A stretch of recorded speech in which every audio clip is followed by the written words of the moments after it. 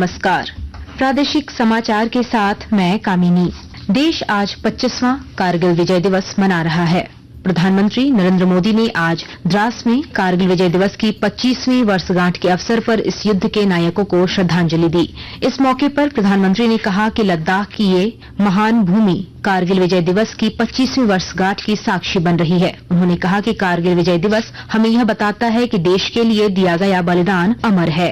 हमने केवल युद्ध नहीं जीता था, हमने सत्य, संयम और सामर्थ्य का अद्भुत परिचय दिया। आप जानते हैं, भारत उस समय शांति के लिए प्रयास कर रहा, बदले में पाकिस्तान ने फिर एक बार अपना अविश्वासी चेहरा दिखाया। लेकिन सत्य के सामने असत्य और आतंक की हार हुई। श्री मोदी ने देश के रक्षा क्षेत्र में किए गए सुधारों की सराहना करते हुए अग्निपथ योजना के बारे में भ्रामक सूचनाएं फैलाने के लिए विपक्ष की आलोचना की। उन्होंने कहा कि यह देश में होने वाले महत्वपूर्ण सुधारों में से एक है और इससे भारत का सामर्थ्य बढ़ेगा।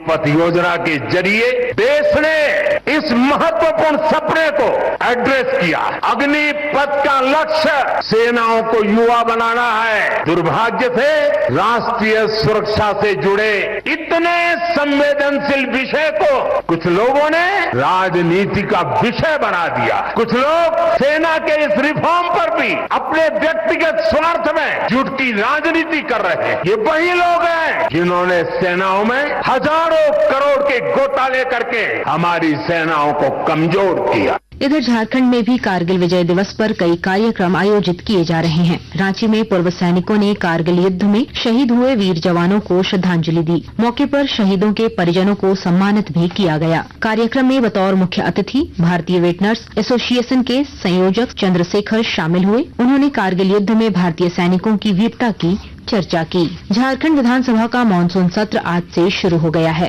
पहले दिन विधानसभा अध्यक्ष रविन्द्रनाथ महतो ने बीते सत्र से अब तक दिवंगत हुए लोगों के प्रति गहरी संवेदना व्यक्त की। फिर मुख्यमंत्री हेमंत सोरेन और नेता प्रतिपक्ष अमर बावरी समेत कई विधायकों ने शोक प्रकाश व्यक्त किया। इसके बाद सदन को सोमवार सुबह 11 बजे तक के लिए स्थगित कर दिया गया। इससे पहले विधानसभा के बाहर भारतीय जनता पार्टी के विधायकों ने राज्य में खनिज संपदा की लूट, बेरोजगार युवकों को बेरोजगारी भत्ता नहीं दिए जाने, हर साल 5 लाख नौकरी का दावा पूरा नहीं करने और संताल परगना में बांग्लादेशी घुसपैठ के मुद्दे पर प्रदर्शन किया। पार्टी विधायक अनंत ओझा ने सरकार पर जमकर हमला बोला। उन्होंने कहा कि राज्य सरकार तुष्टीकरण और वोट बैंक की राजनीति कर रही है। देश का जो सीमा क्षेत्र है उसमें फेंसिंग कराने का काम बहुत तेजी से चल रहा है, लेकिन उसको स्थानीय स्तर पर ये संरक्षण देने का काम, उनको संवर्धित करने का काम, यह निश्चित रूप से यह जो छद्म सेकुलरवादी राजनीतिक दल है उनके हो रहा है। आज की पहले स्थिति क्यों नहीं आई? पाकुड़ जिले के गोपीनाथपुर में सीमा पर बंगाल के लोग आकर के और हमारे यहाँ के लोगों को खुलेआम घर जला देते हैं, गुंडई करके चले जाते हैं। तो लगातार घटनाएं घट रही है और इसीलिए इनका मनोबल बढ़ा हुआ है और ये केवल और केवल तुष्टीकरण की राजनीति करने के कारण ऐसा हो पाया है। भाजपा के आरोप पर पलटवार करते हुए मंत्री हफीजुल हसन ने कहा कि भाजपा के पास कोई मुद्दा नहीं रह गया है। बांग्लादेशी घुसपैठ का शिगुफा भाजपा का चुनावी स्टंट है। देखिए, ये सिर्फ चुनावी स्टंट है और कुछ नहीं है। लेकिन जो चीज वो करना चाहते हैं संथाल में, वो चीज होगा नहीं। संथाल झारखंड मुक्ति मोर्चा का गढ़ है, कांग्रेस का गढ़ है। हम लोग सब मिल करके वहाँ बढ़िया से उनका मुकाबला करेंगे। वहाँ वरिष्ठ आईपीएस अधिकारी अनुराग गुप्ता को झारखंड का नया डीजीपी बनाया गया है। इसके साथ साथ वह सीआईडी और एसीबी के डीजी का अतिरिक्त प्रभार भी संभालेंगे। वहीं राज्य के डीजीपी के पद पर पदस्थापित अजय कुमार सिंह को स्थानांतरित करते हुए पुलिस हाउसिंग कॉर्पोरेशन का प्रबंध निदेशक बनाया गया है। वहीं झारखंड पुलिस हाउसिंग कॉर्पोरेशन के प्रबंध निदेशक के पद पर कार्यरत प्रशांत सिंह को संचार एवं तकनीकी सेवाएं रांची के पद पर पदस्थापित किया गया है। इससे संबंधित अधिसूचना गृह कारा एवं आपदा प्रबंधन विभाग ने जारी कर दी है।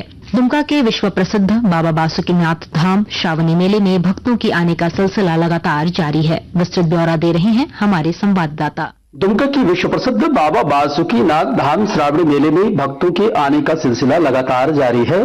पिछले 5 दिनों में लगभग 6.25 लाख से अधिक भक्तों ने बाबा बासुकीनाथ का जलाभिषेक किया।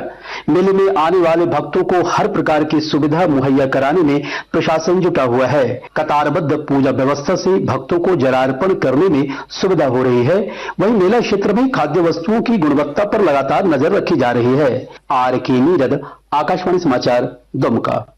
इसके साथ ही आकाशवाणी रांची से प्रादेशिक समाचार का ये बुलेटिन समाप्त हुआ। नमस्कार।